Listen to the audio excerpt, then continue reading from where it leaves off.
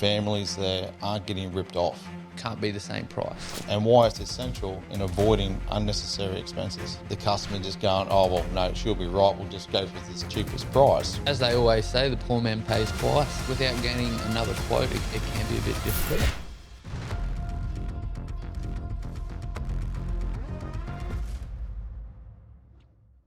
Hey guys, welcome to The Builder's Edge. I'm Norm Wales from Norm Wales Constructions. Now, for me, the whole purpose of this podcast here is to bring a little bit more awareness around the construction industry. I've been feeling for many, many years that there's not enough helpful information out there to support you guys to make the right choice. Now, we are a smaller family independent building company, and we're not here to build everybody's home. But we would definitely love to be able to work with you to facilitate your dream home. But if we don't build your new home, we want you to be able to make the right decision in choosing the right builder for you. So hopefully the information that I'm able to provide through this podcast can be informative and helpful, that you can now create your dream home. So hope you enjoy it, and thanks for watching. So Anthony, what are some red flags homeowners should watch out for when hiring an electrician that might indicate potential overcharging? I think a good one is just everyone wants someone that's laid back, but sometimes it's difficult to deal with that sort of person. I think someone that's is upfront and honest. If they're not sure of how things will go with that job, if they're explaining that and sort of making it understandable, I think that's be a green flag if they're just communicating. Very valid, that, mate, for sure. Like, it's a big difference of she'll be right to something that's actually someone's taking you down the right path and explained it and given you the time, and I guess helped you digest the information so you know you're making the right choice there with that communication you mentioned, for sure. And like, mate, how can homeowners verify if an electrician is actually giving you a fair, honest, competitive quote that's within industry standards? I think that without getting another quote, it can be a bit difficult. Mm-hmm. I know myself, just with the rising costs of things, and even, for example, when I first started my business, I'd sort of someone would go, oh, can you wire the shed? And you go, oh, in your head you go, oh, might be, X amount, 1,500, that should be enough. And then with the rising costs, with, labour and all the rest, you sort of finish up and you go, well, that actually came to $3,000. And again, that comes down to experience and clarity, I guess. And I guess that sort of brings us back to a bit of that communication in the beginning there. If things are done properly from the beginning and things are quoted, it's been, presented to the customer exactly where the costs are. Yourself as a professional trader, you know your numbers, you know what, things actually do cost. Yeah. You can present that to the customer, and, that they should be able to understand that there. And I guess then the risk of the customer just going, oh, well, no, she'll be right, we'll just go for this cheapest price. What are the potential problems they could have with that? Oh, it's, as they always say, the poor man pays twice. Fair point. I remember a job we did in particular where the customer said he had mains run to the shed and had it all sorted and it was ready for solar. And, we've come in to build the house and run mains off the main. Well, initially it was supposed to be off the shed.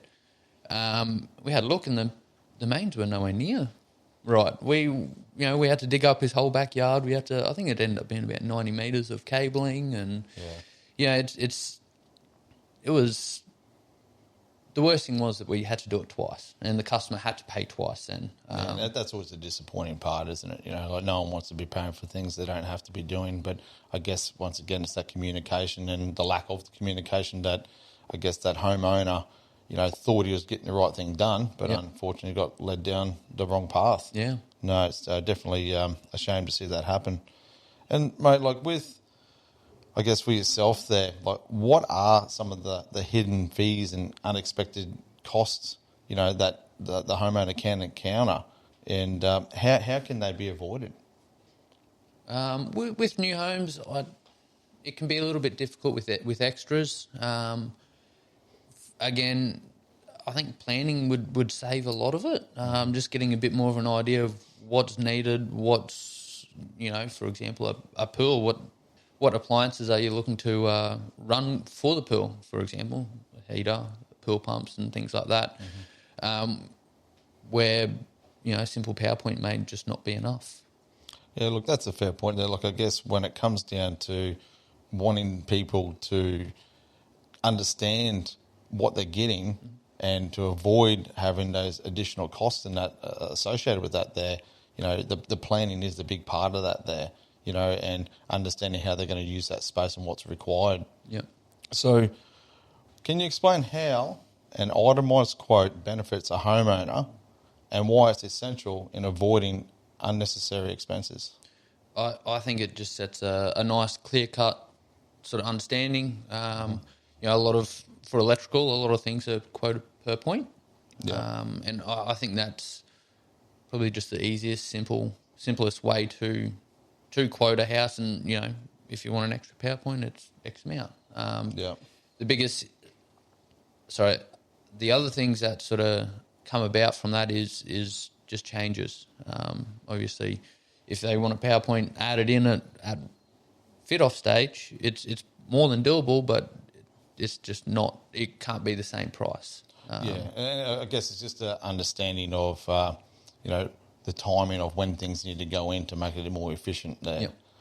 And with building a good rapport and open communication, with the electrician like yourself, how does that help in preventing, overcharging? What does the customer get by building, that relationship, I guess, with yourself? I think it's only human for everyone to want to have a good relationship with someone they're working beside. And quite frankly, if I know for myself, if I'm working with someone or for someone that, he helps me out, I help him out, there's going to be situations where, you'll let something slide or you'll go that extra mile for someone that you like, not someone that's, made your life hard and then made the whole process difficult. And I guess for yourself, Anthony, what would be the biggest takeaway that you would actually give families when it comes down to doing this? So what would be the biggest takeaway to ensure families there aren't getting ripped off? I think just using probably a good reputable builder who uses good, well-known and reputable subcontractors. Mm-hmm. I think that comes hand in hand with the products they use as well. If they're a reputable company, they want to be around there. Maybe not just in it for $1, but they're in it for a lifetime and a lifestyle, I guess. Which then that comes down to the gear they use and warranties they offer. So I guess the biggest thing I guess I've taken away from this is that to ensure the consumer is not being ripped off from the electrician. It's really important that they are communicating. Yeah. It's really clear with what they are wanting, mm-hmm. and that they're very open and honest with what needs to happen, what requirements are there. Yeah. I guess something that we see ourselves there, Anthony, is that everybody wants to make sure they're getting the most value for their money. Yeah. But as you say, if you're wanting it done right the first time, it's best making that investment there at the beginning. Yep. So then you're not going to be paying twice. Definitely. Yep.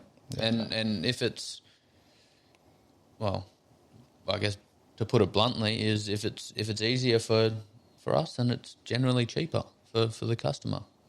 It's sort of the way it goes. No, perfect. No, well, look, I guess, mate, if people can sort of take that bit of advice on board, that they're open and honest with you and they can build that relationship to share that overall vision, mm-hmm. It's going to be better for both parties. Yeah, definitely. It'll be an enjoyable process. I know there's some customers now that we've done houses for that I can walk out of here and knock on their door and we can sit down and have a beer and have a good chat and genuinely enjoy it, and it's not an obligation and not not. It is. It is something that, even personally for myself, like the relationships that you actually do build, it's a very special thing. But that's the difference, I guess. There's, people like ourselves and that out there that actually truly want to deliver the best we possibly can. So no, that's amazing, mate. And like I guess with what you're saying there, it's really important that people do invest in themselves and actually want, that overall picture of what they're trying to achieve, they do share with you. Yep. No, that's fantastic. Yeah, for sure. All right, Anthony. Well, look, mate, it's got one more thing that I'd like to sort of dive into a bit there, is that, there's a lot of stories out there about, trade specifically ripping, customers off and that there. Like, what stories can you share with me that you've heard or witnessed firsthand yourself of, electrical company doing the wrong thing and ripping off the customer? Yeah, it's I find it's usually when we go to fix something. We come back to, they want a PowerPoint, we've found this, and, we're like, well, that shouldn't be like that. That's sort of not right. That could be a bit better. And all of a sudden it's, you get talking about costs and things like that, and just sort of gouging and sort of doing like the old double whammy of, overcharging and doing an average job. It's So really the customer hasn't got what they actually thought they paid for to begin with. Yeah. Quality or price, really. Yeah, it's definitely disappointing. All right, mate. Well, look, one final last question, and it's what we like to call the get to know Norm jar, but it's always an interesting topic, this one. All right, what do we have today?